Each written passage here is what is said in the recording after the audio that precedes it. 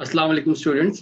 पिछले लेक्चर के अंदर हम लोगों ने LR0 पार्सर के ऊपर अपनी डिस्कशन को कंक्लूड किया था। आज हम SLR1 पार्सर के ऊपर डिस्कशन को स्टार्ट करने जा रहे हैं। स्टार्ट में मैंने आपको बताया था कि जो LR पार्सर हैं वो चार तरह के हैं: LR0, SLR1, LALR1 और CLR1। और LR0 और SLR1 पार्सर जो हैं ये दोनों पार्स टेबल कंस्ट्रक्शन के लिए LR0 आइटम्स को इस्तेमाल करते हैं। LR0 आइटम्स को हमने डिस्कस किया LR0 पार्सर में कि LR0 आइटम किसी भी ग्रामर के अंदर एक ऐसी प्रोडक्शन है कि जिसके राइट हैंड साइड पर एक डॉट लगा हुआ है किसी जगह के ऊपर। It is called as LR0 item. और जब इन LR0 आइटम्स को हम इकट्ठा करते हैं तो इट बिकम्स अ क्लोजर्स, और इसको हम कहते हैं this is a canonical collection. So canonical collections को बनाने के बाद फिर हम LR0 टेबल कंस्ट्रक्ट करते हैं। आज हम देखेंगे कि इन दोनों पार्स टेबल्स या पार्सल्स के अंदर बुनियादी डिफरेंस क्या है। और जैसा कि हमने स्टार्ट में बात की थी कि पार्सल, इन चारों पार्सल्स के अंदर जो बेसिक डिफरेंस है that is the construction of parse table. LR0 parse table के अंदर जब हम टेबल कंस्ट्रक्ट कर रहे थे तो किसी भी शिफ्ट किसी मूव के अगेंस्ट हम एक पर्टिकुलर सिंबल के अगेंस्ट शिफ्ट मूव को डालते थे, जबकि रिड्यूस मूव के अगेंस्ट हम ब्लाइंडली पूरी रो के अंदर रिड्यूस की मूव को लिख रहे थे। और यही वजह है कि LR0 पार्सर को हम LR0 पार्सर कहते हैं, क्योंकि वो कोई नेक्स्ट सिंबल नहीं देखता बल्कि ब्लाइंडली अपने से पिछले सिंबल को, जो इनपुट है उससे पिछले सिंबल को रिड्यूस कर देता है। जिसका नतीजा ये निकलता है कि it may lead to the reduce reduce conflict, और उसके नतीजे में हम अपनी डेरिवेशन को किसी नतीजे तक नहीं पहुंचा पाते इन सम केसेस। सो और चूंकि बॉटम अप पार्सर में बैक ट्रैकिंग नहीं है तो वहां पे हम बैक ट्रैक भी नहीं कर पाएंगे। जो SLR1 पार्सर है उसका और LR0 पार्सर का जो बुनियादी डिफरेंस है वो यही है कि टेबल के अंदर रिड्यूस मूव की एंट्री किस तरह से करनी है। आपका जो SLR1 टेबल है उसके अंदर जब हम टेबल कंस्ट्रक्ट करेंगे तो हम ब्लाइंडली टेबल के रो के अंदर रिड्यूस की मूव नहीं डालेंगे, बल्कि हम रिड्यूस की मूव डालेंगे अगर जो नेक्स्ट सिंबल है वो रिड्यूसिंग सिंबल का फॉलो है। फर्स्ट और फॉलो के ऊपर डिस्कशन हम जब LL1 पार्सर डिस्कस कर रहे तब हम कर चुके हैं, बट स्टिल मैं एक बार फिर आपको फर्स्ट एंड फॉलोज के बारे में बताता जाऊंगा आज के लेक्चर के अंदर। सो SLR1 पार्सर के लिए हमें फॉलोज की जरूरत पड़ती है, लिहाजा जब हम किसी भी स्टेट के अंदर फाइनल आइटम को देखेंगे तो फिर हम देखेंगे कि उस प्रोडक्शन से रिड्यूस करते वक्त उसके फॉलोज के जो सिंबल्स होंगे, जो सिंबल्स उसके फॉलोज में आ रहे होंगे रिड्यूसिंग सिंबल के, रिड्यूस की एंट्री सिर्फ और सिर्फ उन जगह पे डाली जाएगी। और इस तरीके से हम देखेंगे कि आपका SLR1 टेबल जो है वो बड़ी इंटेलिजेंटली रिड्यूस रिड्यूस कॉन्फ्लिक्ट को और शिफ्ट रिड्यूस कॉन्फ्लिक्ट को किसी हद तक मैनेज कर लेता है। तो let's start with the example. और हम अपनी पिछली एग्जांपल को जो हमने LR0 पार्ट्स टेबल में ली थी उसी एग्जांपल को लेते हैं और उसका टेबल ऑलरेडी कंस्ट्रक्टेड है, उसके अंदर हम चेंजेस करके देखते हैं कि अगर SLR1 टेबल होगा तो उसकी शक्ल किस तरह की होगी। ओके स्टूडेंट, ये ग्रामर हमने लास्ट अपने लेक्चर्स के अंदर भी डिस्कस की है, जिसको हमने यूज करते हुए पूरा एक पार्स टेबल कंस्ट्रक्ट किया था और उसके बाद फिर हमने एक पार्स ट्री भी बनाया था। इस ग्रामर को अगर आप गौर से देखेंगे तो वी कैन सी कि जब कभी कोई रिड्यूस मूव आई LR0 के केस में तो हमने ब्लाइंडली रिड्यूस मूव को उस टेबल की एंटायर रो के अंदर प्लेस कर दिया लाइक दिस। तो ये सारी आपको रोज नजर आ रही होंगी जिनके अंदर हमने ब्लाइंडली रिड्यूस मूव को डाल दिया। सो इन दिस केस अगर एक से ज्यादा रिड्यूस मूव आ जाए या शिफ्ट और रिड्यूस मूव इकट्ठी आ जाए कॉन्फ्लिक्ट, तो हमारे टेबल के एक सेल के अंदर दो एंट्रीज हो जाएंगी, जिसके नतीजे में शिफ्ट रिड्यूस या रिड्यूस रिड्यूस कॉन्फ्लिक्ट का हमें सामना करना पड़ेगा, जिसे अभी हम आगे जाके देखते हैं। So starting with the discussion on SLR0 parser, SLR1 parser, मैं सबसे पहले आपको ये बता दूं कि फर्स्ट एंड फॉलोज किस तरह से कंप्यूट होंगे। So हमें फर्स्ट एंड फॉलोज की पर्टिकुलरली जरूरत पड़ेगी। So first we compute the follow of S, and you know S is the start symbol, लिहाजा S का फॉलो हमेशा से डॉलर साइन रहा है एज ए स्टार्ट सिंबल। लेकिन अगर हम प्रोडक्शन नंबर 3 पे गौर करें तो एस मेरी प्रोडक्शन के राइट हैंड साइड पे आ रहा है, जिससे आगे कुछ नहीं है। तो जब ये सूरत हाल हो कि किसी प्रोडक्शन के राइट हैंड साइड पे सिंबल सबसे आखिर में आ रहा हो, तो उसके फॉलो उसके लेफ्ट हैंड साइड पे जो हेड टर्मिनल है उसके फॉलोज होंगे। लिहाजा लेफ्ट हैंड साइड पे एल एग्जिस्ट करता है, तो पहले हम एल के फॉलोज कंप्यूट कर लेते हैं। सो एल के फॉलोज अगर आप देखें तो एक तो ये क्लोजिंग ब्रैकेट है और दूसरा एल का फॉलो ये कॉमा है। सो एल के फॉलोज में दो चीजें आई, तो यही जो मेरे फॉलोज हैं ये मेरे एस के फॉलोज में भी फॉल करेंगे। सो मेरे एस के फॉलोज में डॉलर, क्लोजिंग पैरेंथेसिस और कॉमा ये चीजें आ जाएंगी। अब हम गौर करते हैं अपनी स्टेट्स के ऊपर और देखते हैं कि SLR1 पार्ट्स टेबल कैसे मुख्तलिफ है LR0 से। So again, considering state number 2, तो आप स्टेट नंबर 2 पे देख रहे हैं कि एक फाइनल आइटम है, जिसका मतलब है कि हमें इस स्टेट पे आके रिडक्शन करनी है with the production S implies ID, जो कि मेरी प्रोडक्शन नंबर 2 है। LR0 के केस में हमने ब्लाइंडली एंटर कर दिया था पूरी रो में, लेकिन अब इस ID को चूंकि हम S से रिड्यूस कर रहे हैं, तो हम देखेंगे कि S के फॉलोज में क्या है। तो S के फॉलोज में डॉलर, क्लोजिंग पैरेंथेसिस और कॉमा आ रहे हैं। लिहाजा इन दिस केस हम जो रिडक्शन करेंगे वो सिर्फ और सिर्फ क्लोजिंग पैरेंथेसिस में करेंगे। लिहाजा मेरी ये एंट्री यहाँ पे नहीं आएगी और मेरी ये एंट्री भी यहाँ पे नहीं आएगी। सो रिड्यूस की मूव सिर्फ और सिर्फ क्लोजिंग पैरेंथेसिस में, कॉमा में और डॉलर के केस में आएगी। So similarly, moving to the state number 6. तो स्टेट नंबर 6 पे देखिएगा कि अगेन हम रिडक्शन कर रहे हैं S employs opening parenthesis L और closing parenthesis which is our production number 1. तो जब हम स्टेट 6 पे आते हैं तो इसको हम चूंकि S से रिड्यूस कर रहे हैं, तो इस केस के अंदर भी जो मेरी रिडक्शन है वो सिर्फ और सिर्फ होगी क्लोजिंग पैरेंथेसिस और कॉमा और डॉलर के केस में।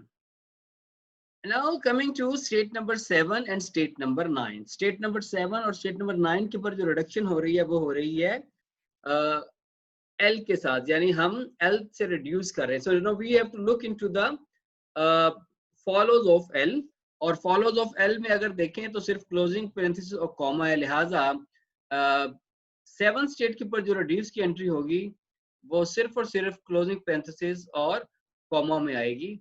लिहाजा इन दैट केस आप देखेंगे कि और कोई भी मूव नहीं आएगी। इन दिस केस बहुत ही इंटेलिजेंटली आपका SLR1 पार्सर जो है वो एक सिंबल आगे देख के डिसीजन करता है कि मैंने रिडक्शन करनी है कि नहीं करनी। तो अगर मैं कंपैरिजन करूं तो हमारा SLR1 पार्सर जो है वो ज्यादा पावरफुल है as compare to LR0 parser के। और उसकी बुनियादी वजह ये है कि इसका डिसीजन जो है वो अगले सिंबल को देख के हो रहा है कि उसने रिड्यूस करना है या कि नहीं करना। So that's why SLR1 is more efficient as compared to LR0 parser.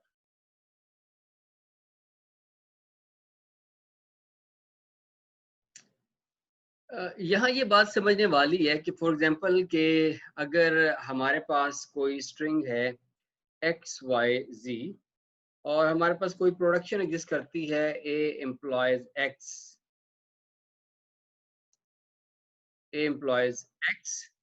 और if this production appears as LR0 final item in any state, then x को हम a से we will reduce x to a only if y appears in the follow of a, यानी अगर a के follows में y exist करता होगा तो सिर्फ और सिर्फ उस सूरत में हम इस x को हम रिड्यूस करेंगे with a. if this y appears in the follow of a, this is the case in SLR1 parser कि अगर अगला सिंबल रिड्यूसिंग सिंबल के फॉलोज में है तब ही हम रिडक्शन करेंगे, अदरवाइज हम रिडक्शन नहीं करेंगे. अभी हम आगे शिफ्ट रिड्यूस और रिड्यूस रिड्यूस कॉन्फ्लिक्ट को डिस्कस करते हैं. Let's suppose we have a employs alpha dot, remember this is alpha actually representing the symbol alpha, so I just write the word alpha here. Alpha dot, alpha means any set of terminals or non-terminals. If this is the case, we have a production like this,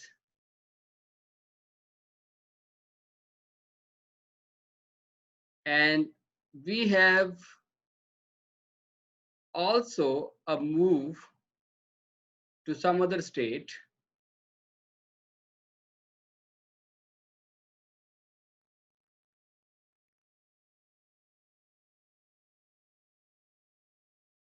and let's call these states number, for example, this is state number 4 and this is state number 5. So just look at this. We have a final item in state number 4, as well as we have a shift move from state number 4 to state number 5. We just construct our table and then see what is actually a shift reduce conflict. So suppose we have terminal like A, B and $. मैं यहाँ पे पूरा table construct नहीं कर रहा, सिर्फ और सिर्फ हम स्टेट नंबर 4 को मॉनिटर करते हैं. सो स्टेट नंबर 4 के केस में शिफ्ट 5, यानी आपको कहा जा रहा है कि if you are in state number 4 and you encounter A, you have to move to state number 5 by shifting A into the stack. लेकिन उसके साथ साथ स्टेट नंबर 4 पे एक रिड्यूस की एंट्री भी है, और let's say this is production number 2, तो हम यहाँ पर रिड्यूस भी करेंगे with R1 and R1. So just look at this. This is actually shift reduce conflict at state number 4, that for the same symbol we have a shift operation as well as we have a reduce operation. So this is called shift reduce conflict. ये LR0 के case में है, हमें नजर आ रहा है. SLR1 के case में इट इज क्वाइट पॉसिबल कि ये शिफ्ट रिड्यूस कॉन्फ्लिक्ट ना हो, क्योंकि अगर A small a capital A के फॉलोज में एग्जिस्ट नहीं करता तो ये वाली रिड्यूस की एंट्री नहीं आएगी. So in that case there will be no shift reduce conflict.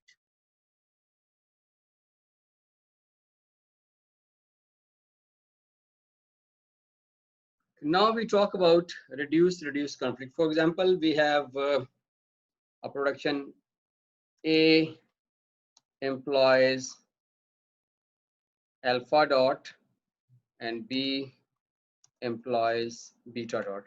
Again, alpha and beta both are set of terminals or non-terminals. So this is not the string alpha or string beta. These are actually the representation for the set of terminals and non-terminals. So this is the case when we have two final items in the same state. So in this case, if we are constructing a parse table for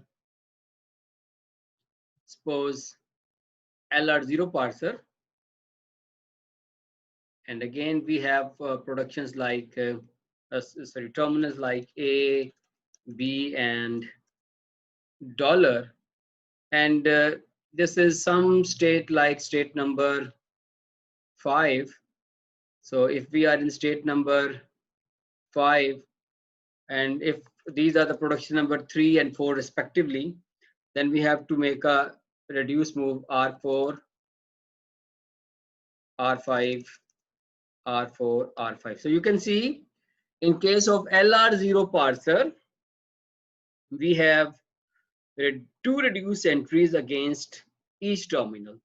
So this is called reduce conflict in case of LR0 parser.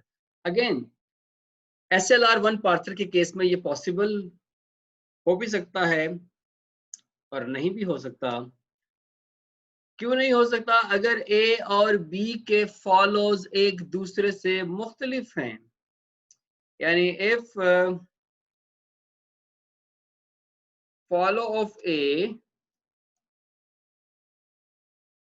follow of B, अगर follow of A और follow of B, अगर इनका जो intersection है, follow of A और follow of B का जो intersection है, if it is an empty set, then in that case SLR1 parser में reduce conflict नहीं आएगा.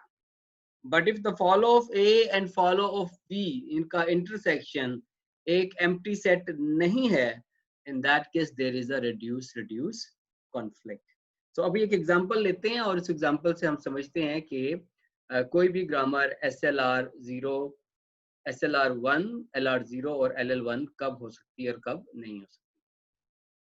So हमने एक चीज ये देखी है कि शिफ्ट रिड्यूस कन्फ्लिक्ट उस सूरत में आएगा जब किसी स्टेट में फाइनल आइटम हो और उसके साथ साथ स्टेट से एक आउटगोइंग एज हो जो कि एक टर्मिनल को किसी दूसरे को रीड कर रहा हो और अगली स्टेट पे मूव कर रहा हो, और इसको हम कहते हैं कि ये शिफ्ट रिड्यूस कन्फ्लिक्ट है. और अगर किसी एक स्टेट में दो फाइनल आइटम्स हों या दो से ज्यादा भी हो सकती हैं, तो उस केस में हम कहते हैं कि this is reduce conflict.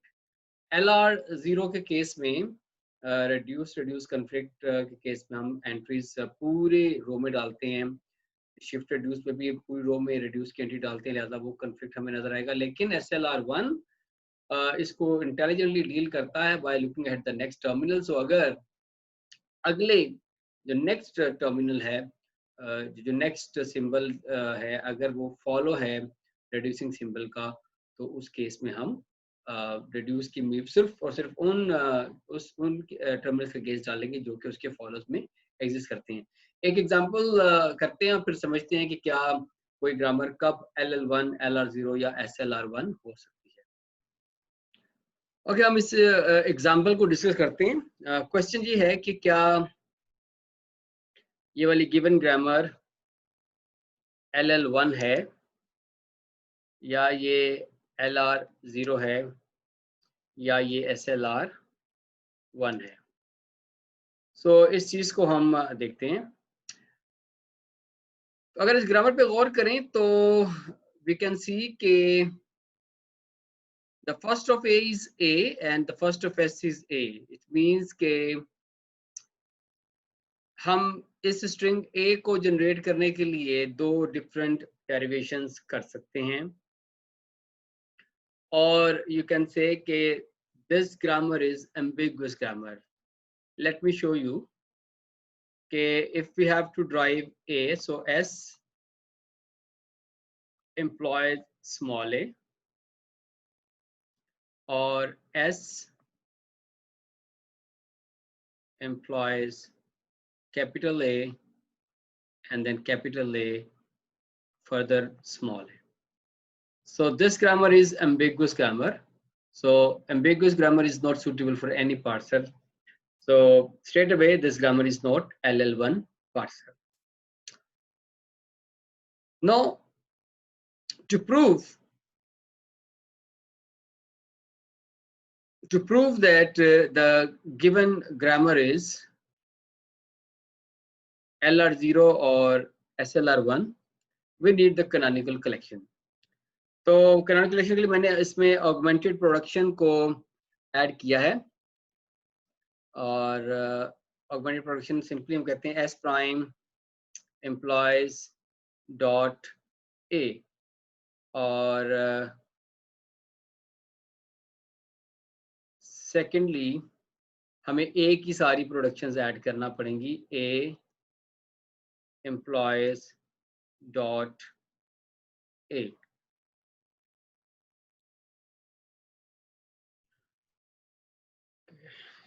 This is S in fact, तो एस की सारी प्रोडक्शंस ऐड करनी पड़ेंगी, एस एम्प्लॉयज डॉट ए और एस एम्प्लॉयज डॉट स्मॉल ए, और ए की सारी प्रोडक्शंस ऐड करने पड़ेंगी, ए एम्प्लॉयज डॉट ए। सो ये मेरी state number, for example this is state number 0, और इस स्टेट से हम कहाँ कहाँ जा सकते हैं। हम इस डॉट को एक एस से आगे मूव कर सकते हैं, हम इस डॉट को एक ए से आगे मूव कर सकते हैं, और हम एक ए रीड करके आगे जा सकते हैं। सो यानी अगर मैं कैपिटल एस, कैपिटल ए और small A. So in case of capital S, it would be S prime implies S dot. In case of capital A, it would be S implies A dot. And in case of small a, it would be S implies A dot and A implies A dot. So let's mark them as a state.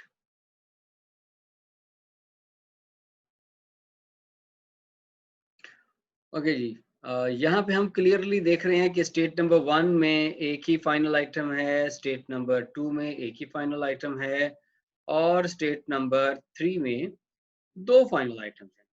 अब जब यहाँ पे 2 final items हैं तो this is called reduce conflict.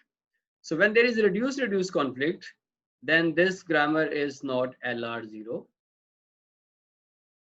So let's see whether it is SLR1 or not. तो उसके लिए हम देखते हैं कि follow of S क्या है और follow of A क्या है। तो follow of S is as it is start symbol, so that is $, और follow of A को अगर हम देखें तो प्रोडक्शन में देखिएगा कि A के नेक्स्ट कुछ नहीं है, लिहाजा A के फॉलो वही हैं जो S के फॉलोज हैं, लिहाजा A के फॉलोज भी $, हैं।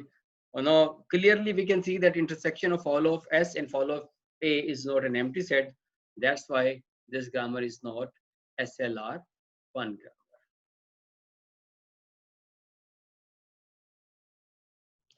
नाउ आई होप कि आपको बड़ी क्लियरली समझ आ गई होगी कि शिफ्ट रिड्यूस और रिड्यूस कॉन्फ्लिक्ट क्या है। दूसरा SLR पार्ट्स टेबल की कंस्ट्रक्शन भी आपको किसी हद तक समझ आ गई होगी कि हम SLR1 पार्ट्स टेबल कंस्ट्रक्ट करते वक्त रिड्यूस की एंट्री सिर्फ उस जगह डालते हैं जब जो टर्मिनल रिड्यूसिंग सिंबल के फॉलोज में आ रहे हों। और फिर हमने देखा है कि कोई भी ग्रामर LL1 है या नहीं है, और LR0 है या नहीं है, या SLR1 है कि नहीं है। अभी जो हमने स्पेसिफिक ग्रामर एक ली थी वो कोई भी नहीं थी, बिकॉज कि हमारी ग्रामर ही एम्बिगुअस थी, और एम्बिगुअस ग्रामर किसी भी पार्सर के लिए सूटेबल नहीं होती। But we complete example just to understand के LR0 या SLR1 पार्सर किस सूरत में ये नहीं होंगे। सो अगले लेक्चर के अंदर हम एक डिटेल एग्जांपल लेंगे, और उसके अंदर हम पूरे प्रोसीजर से गुजरते हुए टेबल भी कंस्ट्रक्ट करेंगे, कैनोनिकल कलेक्शन भी कंस्ट्रक्ट करेंगे, और हम फिर देखेंगे कि whether the given grammar is LR0 और SLR1 और not. So thank you very much.